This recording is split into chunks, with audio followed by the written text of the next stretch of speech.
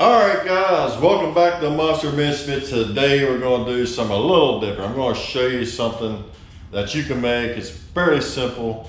You will need a welder on this project, or have somebody with a welder, or I guess you can glue it or something like that. I'm going to show you a simple way to make these skeleton hands. Now these is the skeleton hands I'm going to put little mirrors in for my grandson. This is going to be his rat rod wagon. I'm going to show you a simple way to make these skeleton hands, very simple, out of bolts. Come along for the journey, and we'll see you at the end.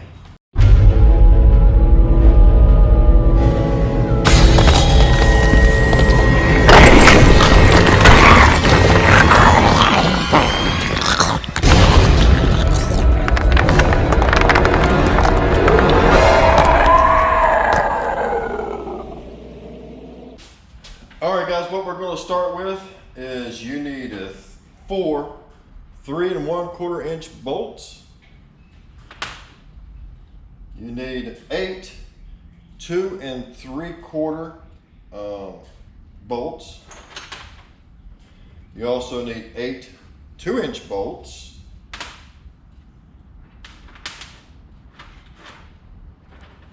And you're going to need 14 1.5-inch bolts. And I'm going to show you how I weld all this together and make a skeleton hand for a rat rod mirror or whatever it is. You don't even have to put a mirror in it. You can use it for whatever you want to. But I'm going to show you how to do that.